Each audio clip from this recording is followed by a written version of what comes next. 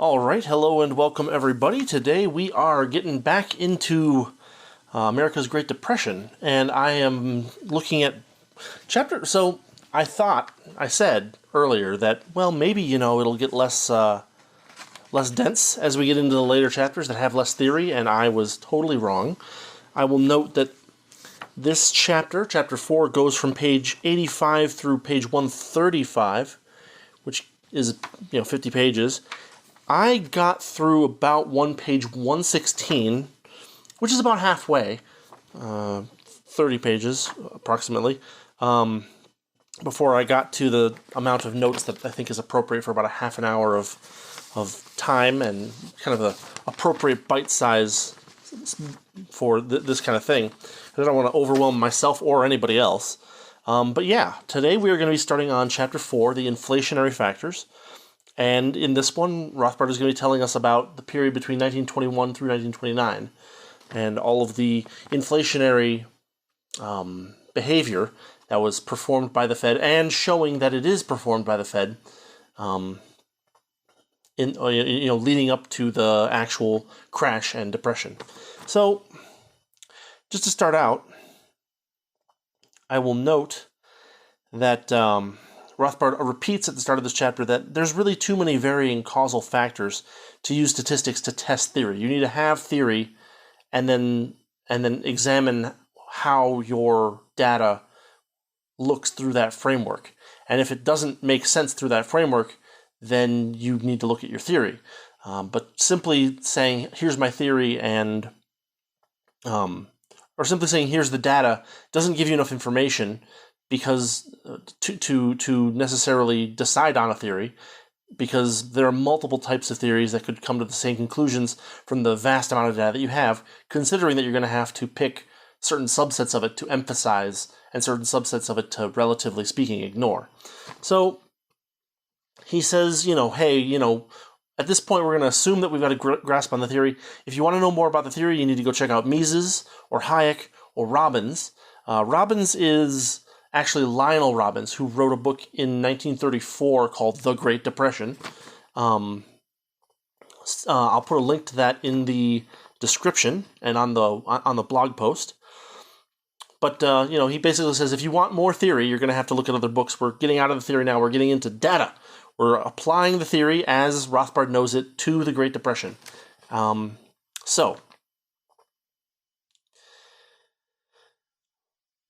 Real quick, just one more aside. He notes that when there's credit expansion, you can say, hey, there's credit expansion going on here, but what you can't say is what rates would have been without the expansion. So the fact that we know theoretically that credit expansion lowers the effective interest rate, we know that from theory, and we're just going to have to go with that, and we're going to look at credit expansion as if we know that it is lowering the interest rate from what it would be without that expansion.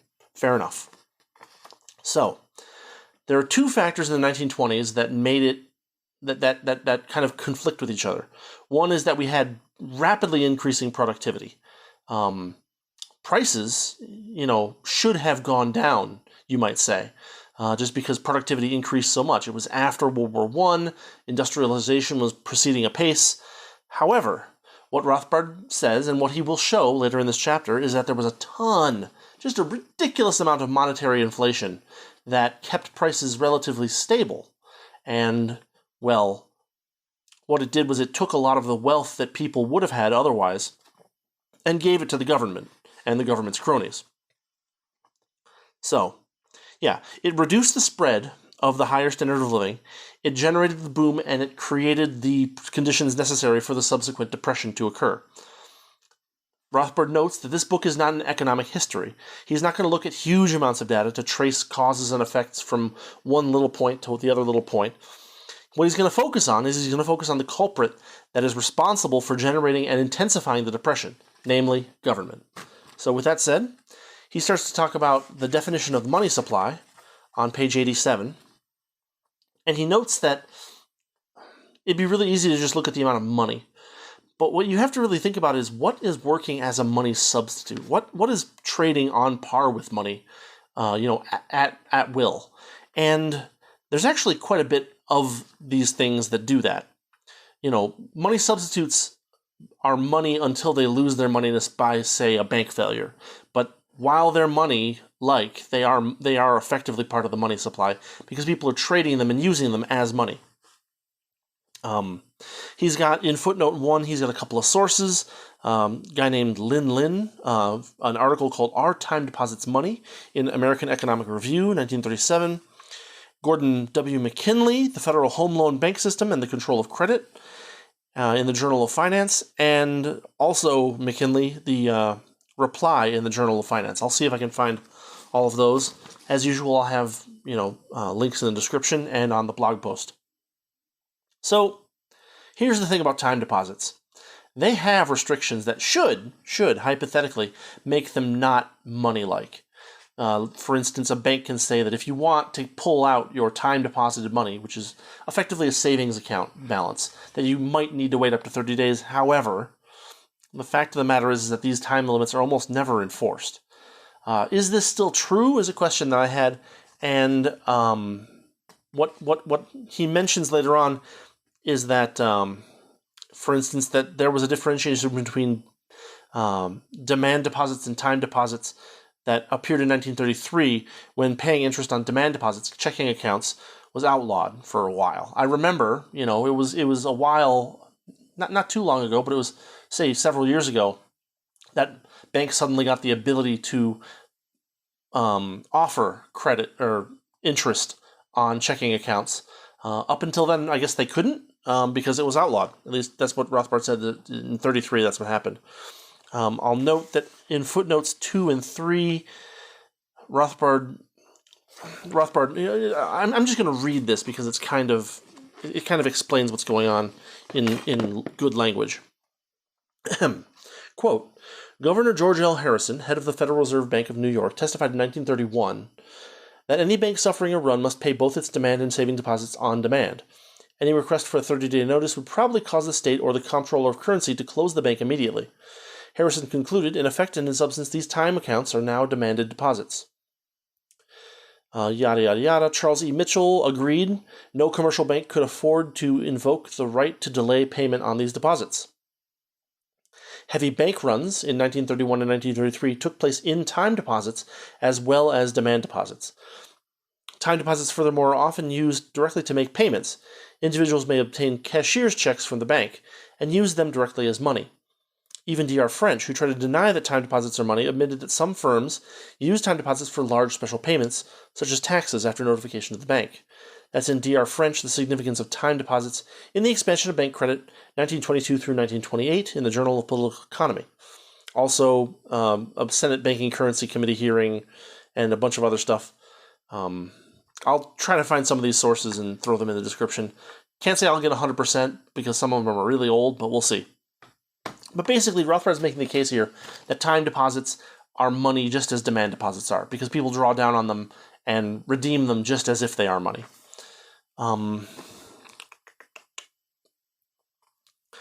There are time deposits at commercial banks versus mutual savings banks. Again, this is a distinction without a difference, Rothbard says.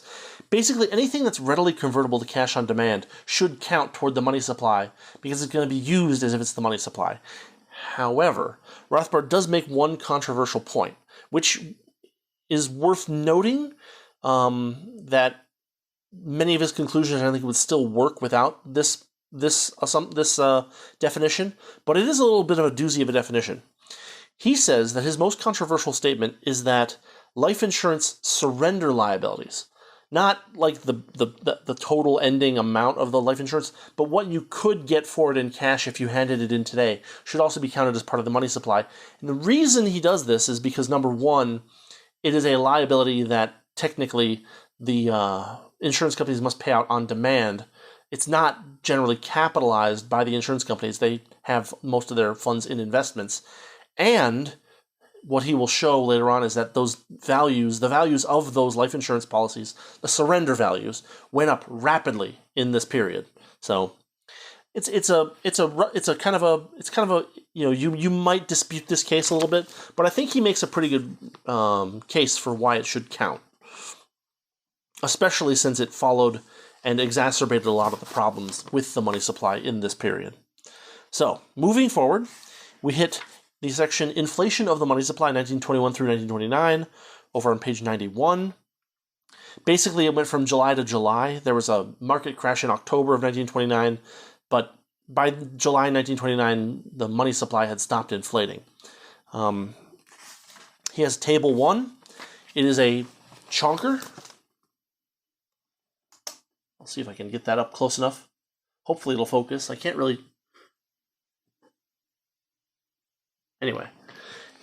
Again, this book is free over in the Mises Institute, so if you really want to follow along with the tables and stuff, feel free to go pick up a copy. I highly recommend it.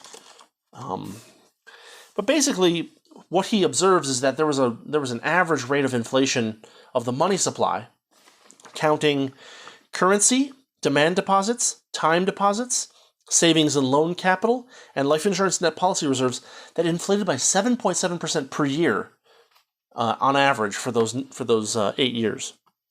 That's quite a hefty amount of inflation, as you might consider that we've been freaking out quite a bit about 9% inflation, and that's been brought down to 3-ish, and it's still too high. So all of this increase was in money substitutes. Almost none of it, or in fact none of it, exactly none of it was an increase in actual directly circulating currency. Currency outside banks went from $3.68 billion to $3.64 billion over those 8 years. There was some fluctuation in between, but it was basically level. It was all in these other things. In fact, it was mostly, a lot of it was in time deposits, savings and loan capital, and life insurance net policies as well. These became big numbers. The consumer credit increase was negligible, Rothbard states. Where is that?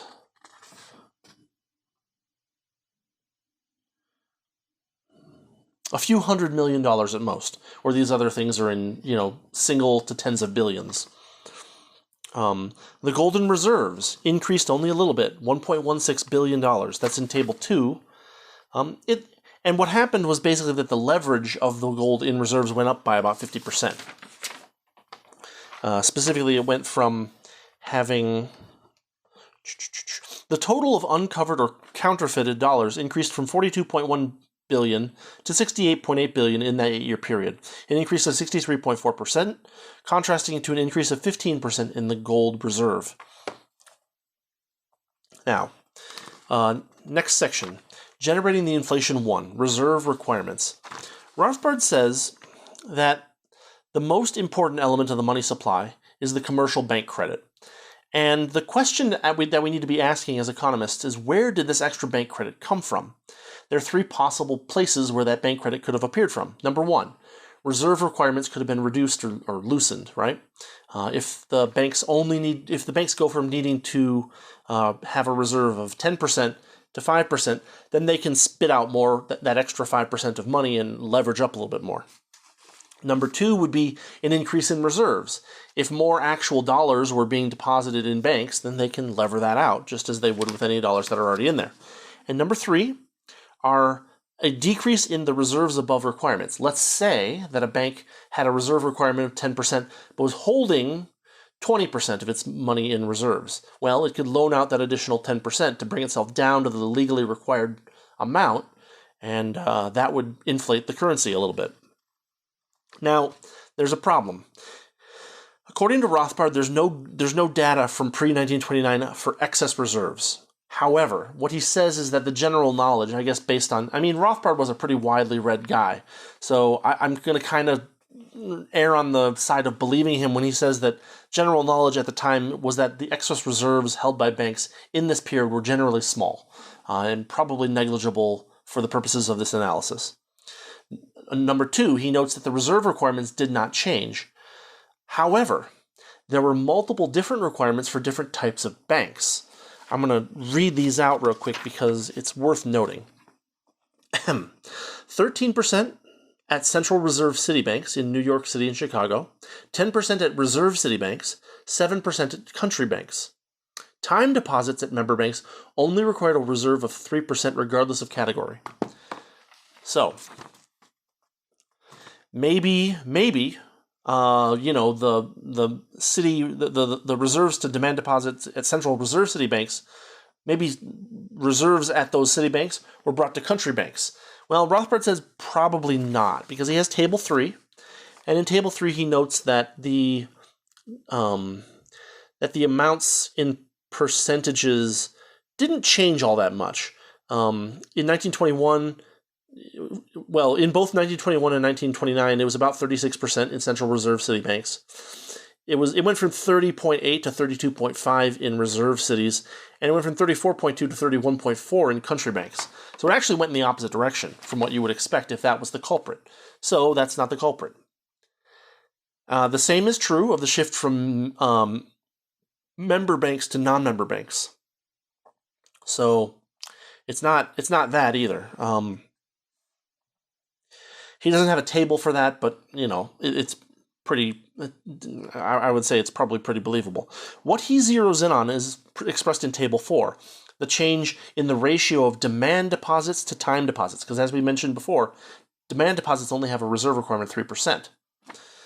Well, it just so happens that in June 30th, 1921, demand deposits were $17.5 billion and time deposits were $16.6, leading to a 51.3% demand deposits of total. By 1929, June 29th, those numbers had changed. The demand deposits were now $22.9 billion and the time deposits were $28.6 billion, leading to a percent demand deposits of total of 44.5%. Yeah, it's okay. So I got this backwards. It's time deposits that had the lower reserve requirement. Demand deposits had the higher reserve requirement. Sorry about that. That makes sense. You would expect that. So my mistake there. But basically what happened was that there was a shift from demand deposits to time deposits because they were basically the same thing as far as people were, practically concerned. This was led by commercial banks, encouraged by Federal Reserve requirements. You give people incentives, they follow those incentives. Next part. Page 101, generating the inflation to total reserves. So, what happened to the increase in reserves versus the increase in reserve ratio? Table 6 gives us that, where Rothbard notes that the reserve ratio was basically static from 1921 through 1925, but between 1925 and 1929, the reserve ratio increased significantly from 11.7 to 1 to 12.5 per 1. That's it's something. What he's going to do in this section is he's going to notice that there are 10 different ways that the overall reserve ratio can be changed, that can be increased or decreased. He's going to cover both. And he's going to also notice that some of these are controlled by the Fed and the Treasury, basically by the government, the culprit, and some are uncontrolled or relatively uncontrolled. So number 1 is the monetary gold stock. It is the only uncontrolled factor of increase, Rothbard says. Basically, if people decide to deposit more gold in the banks, then the banks have more gold willy-nilly. And that's going to increase the effective money supply. Number 2, Fed assets that are purchased. This is controlled by the government, but it can be deflationary if the private seller takes cash. Basically, if the Fed decides to buy an asset, they write a check to themselves and hand it to somebody. If that somebody deposits it in a bank as a deposit, then what ends up happening is that it's inflationary. Basically, the bank now has a larger reserve with the Fed and can loan out more money.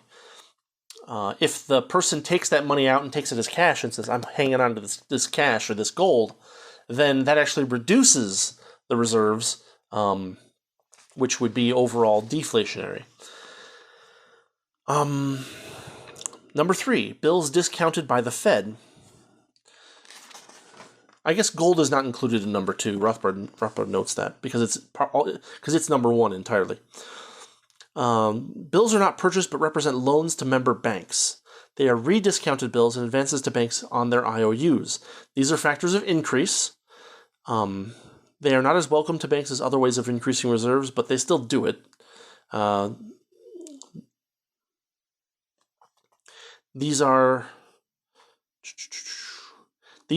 Okay, so there's a little bit of an argument here that Rothbard has to make.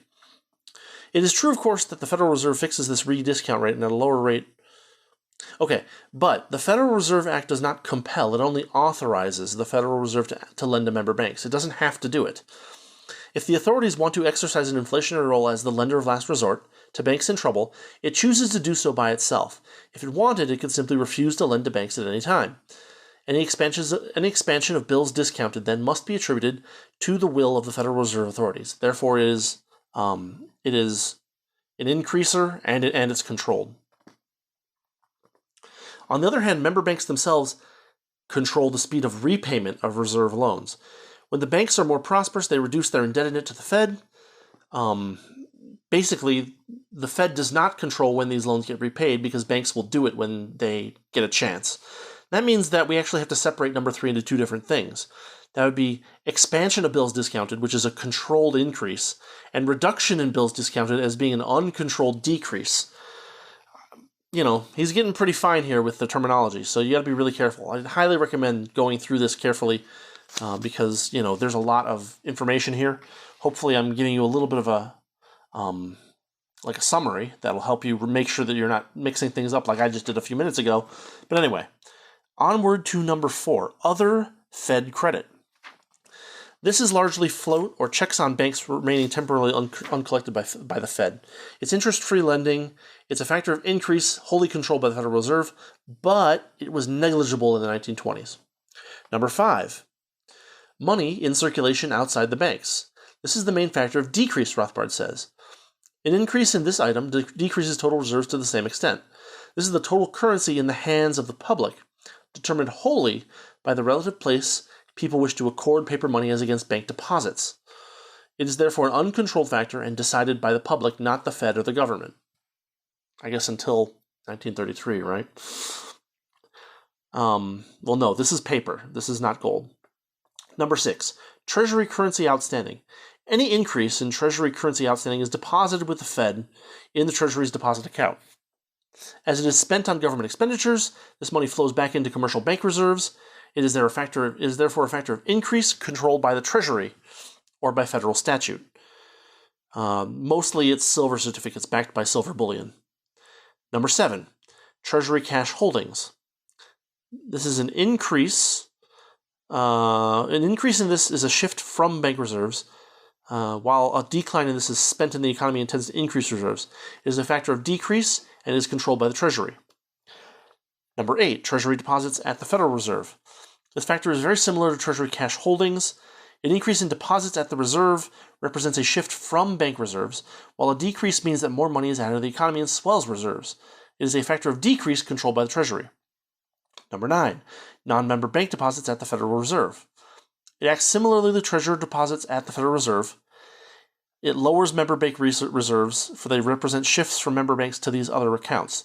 A decline will increase member bank reserves. These deposits are mainly made by non-member banks and by foreign governments and banks. They are a factor of decrease, but they are uncontrolled by the government, since they're non-member banks and foreign governments. Number 10, unexpended capital funds of the Fed. Capital funds not yet expended in assets. This capital is drawn from commercial banks, and if unexpended is a withdrawal of reserves, it is almost always negligible, and it is clearly under the control of the Fed. Summing up, Rothbard gives us a list, which I will kind of display here. Hopefully it is readable. But the basic idea is that there's a variety of uncontrolled factors of decrease, but there's only one uncontrolled factor of increase, and that's an increase in the monetary gold stock. Everything else on the increase side is controlled by the Fed, whereas there's a lot of different things that could be controlled or uncontrolled that could be factors of decrease.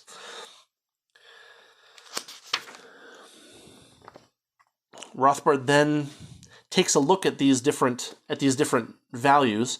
He creates tables 7 and 8, which are again chonkers. Table 7 and table 8, and he basically breaks down the period, those 8 years, into 12 different time periods, varying lengths, and he measures the various factors in each of those periods and how they move.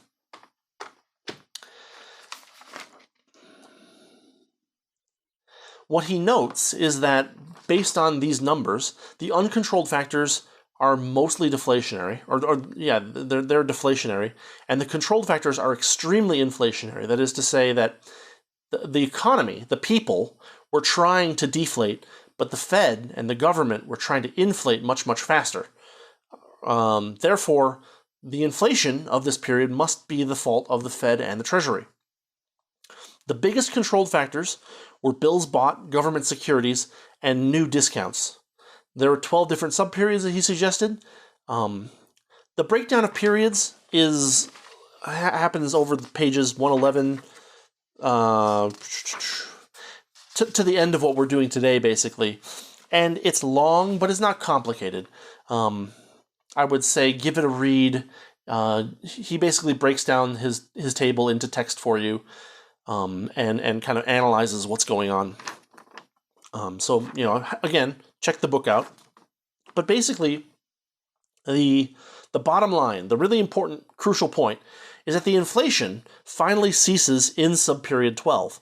The time deposits, up until that point, whenever there was something deflationary happening, time deposits would come to the rescue. People would either shift into time deposits or increase their time deposits, and that would fix the inflation problem, or it would allow the inflation to continue, is what I'm trying to say. And in July or in June of 1929, or in the period between the December of 1928 and June of 1929, that no longer happened. Basically, the inflation ceases, time deposits don't come to the rescue, and the market crashes in October.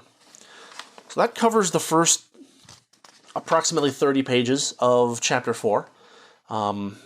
Again, there's a lot of detail and a lot of data, and if you want to really dig into that data and look at it, it's all there in the book. Again, I'll have a link to the book in the description, as well as sources that Rothbard mentioned that I can find. The bottom line is that what we have shown is that inflation happened between 1921 and 1929. That inflation was the fault of the Fed and the Treasury. That inflation ceased in the middle of 1929, and the collapse happened soon after.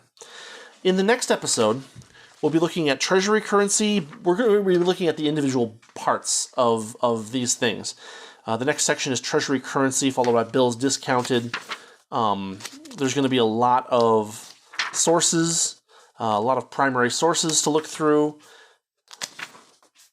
Bills bought and acceptances is the next section after that. And we'll go through all of these next time.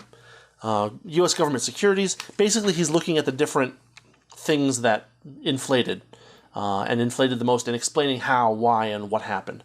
So we'll look at that next time. I'll be working on that this week. And until then, thank you for watching. Thank you for listening. This has been the first half of Chapter 4 of Rothbard's America's Great Depression.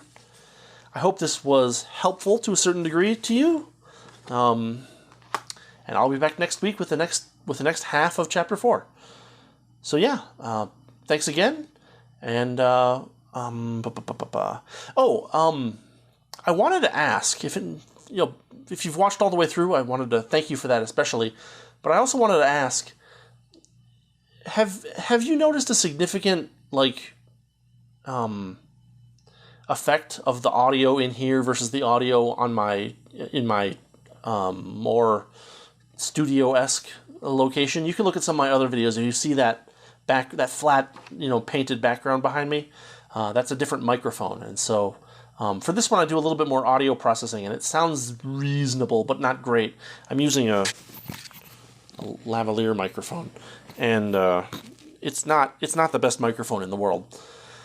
So I guess my question is, do you prefer having the slightly scuffed sound and the better background, or do you prefer the more bland background and the slightly better audio? So if you have an opinion on that, I'd love to hear your thoughts on it.